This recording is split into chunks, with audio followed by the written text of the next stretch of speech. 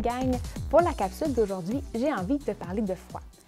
L'hiver devrait se terminer prochainement, enfin j'espère, alors c'est vraiment le meilleur moment pour en parler. Lire ce genre de roman quand il fait beau et chaud, c'est pas pour moi. Donc sans plus tarder, je vais commencer tout de suite avec mon premier roman.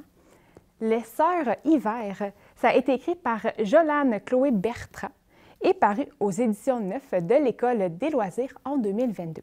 Dans ce roman, l'hiver est représenté par deux sœurs, donc deux entités mythiques, la grande et la petite.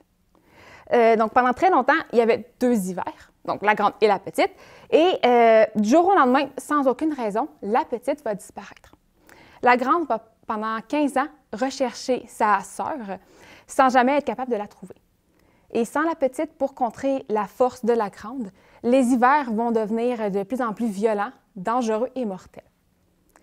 Lorsque l'oncle d'Alfred va se faire enlever par la grande, ce sera au jeune homme à qui va revenir la tâche de retrouver la petite le plus rapidement possible s'il veut pouvoir revoir un des derniers membres de sa famille.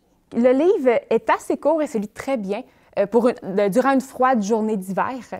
Le personnage d'Alfred est vraiment attachant et même s'il n'a que 10 ans, il est très mature pour son âge et très courageux. Il va être prêt à tout pour retrouver son oncle. Ce ne sera pas un blizzard, une renarde qui va parler et même des trolls qui vont l'en empêcher. Et les illustrations qu'on voit tout au long du roman sont vraiment complémentaires à l'histoire. Ça nous aide un peu à imaginer les personnages et surtout à voir la différence entre la sœur grande et la sœur petite qui sont à leur effigie. Donc la grande est vraiment très, très grande et la petite est toute petite. Donc à lire absolument. Mon deuxième livre, Le Maître de l'hiver, a été écrit par Jenny Bergies et paru aux éditions Lux et Nox en 2022. Jack Frost est le maître de l'hiver. À chaque année, il a 25 jours pour préparer l'hiver avant d'être replongé dans le sommeil jusqu'à l'an prochain.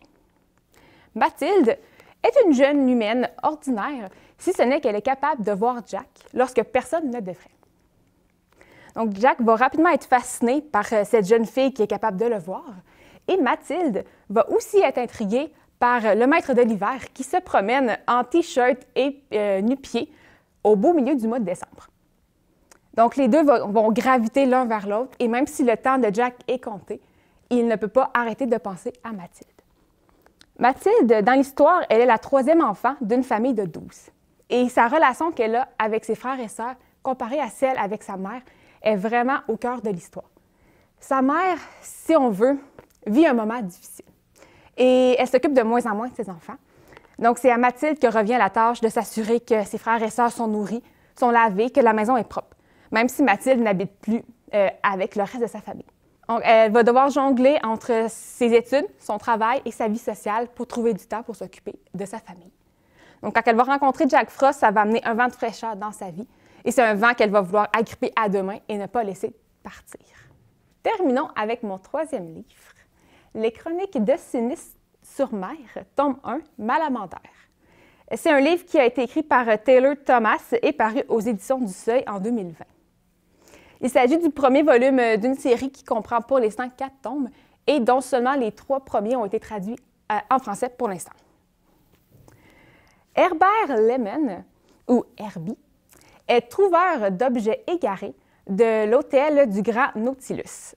Bien qu'il n'a que 12 ans, Herbie va vraiment prendre son travail très à cœur et tous les objets qu'il va retrouver dans l'hôtel, il va les annoter avant de les mettre dans sa réserve. Donc, il va mettre dans un petit cahier la date où ça a été trouvé et si ça a été récupéré, la date où la personne est venue le chercher. Lorsqu'une jeune fille du nom de Violette Parne va débarquer dans sa réserve et lui dire qu'elle est à la recherche de ses parents qui ont disparu il y a 12 ans et qui ont été vus pour la dernière fois dans l'hôtel, Herbie aura pas vraiment le choix de l'aider. Surtout quand il va remarquer que les valises des parents ne sont plus dans sa réserve, que quelqu'un les a pris sans indiquer qu'ils sont partis avec. Et plus les deux jeunes vont faire leur recherche, vont découvrir qu'est-ce qui est arrivé aux parents de Violette, plus les indices vont les mener vers la Malamandre, qui est la créature légendaire de Sinis-sur-Mer. Mais c'est quoi le lien entre cette créature mythique qui n'existe pas et la disparition des parents de Violette? Surtout que plus les indices avancent et plus ils se rendent compte que la malamande est vraiment très important dans cette disparition, plus les gens qui les entourent vont tout faire pour les empêcher de découvrir ce qui est véritablement arrivé aux parents de Violette. Donc, le livre va vraiment te faire sourire du début à la fin. Le personnage d'Herbie est super attachant et le duo qu'il forme avec Violette est unique. Et ce que j'ai particulièrement aimé de ce roman-là, c'est l'attention aux détails, si on veut, surtout avec le nom des personnages. Même s'ils sont un petit peu farfelus des fois, ils ont tous un lien avec la mère. Donc, on a Lady Kraken, on a Monsieur Mollusque, on a Sébastien Languille, etc. Donc, on a vraiment une très belle attention aux détails dans ce roman. Donc, si un de mes romans, ou même les trois, t'intéresse, tu peux venir les chercher à l'une des 3 bibliothèques de Sherbrooke. Sinon, c'est déjà tout pour aujourd'hui. Passe une excellente journée et on se voit lors de la prochaine capsule.